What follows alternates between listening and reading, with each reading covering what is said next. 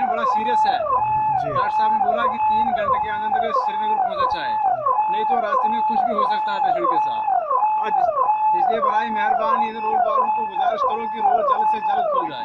क्या जब आप रामबन से निकले थे तब आपको पता नहीं था रोड बंद हुआ? नहीं था, हमें पता नहीं था कि रोड आगे बंद था। बगैर बारिश के धूप में भी यहाँ पर पसिया आ रही है और रोड को बंद किया जाता है। जैसे आप अभी हमने देखा यहाँ पर एक पेशेंट है जिसको 3 घंटे के अंदर कश्मीर में पहुंचना है, जबकि 2 घंटे से यहाँ पर रोड बंद है और अभी भी रोड उम्मीद ये है कि अभी जल्दी रोड खुलने वाला नहीं है। हमारा ये मानना है कि जब तक कंस्ट्रक्शन कंपनी के ऊपर कानूनी कार्रवाई नहीं होती है तब तक यहाँ के जो जितने भी पैसेंजर हैं, जितनी भी गाड़ियां हैं, उनके ऊपर ये नाइंसाफी जो है वो जारी रहेगी।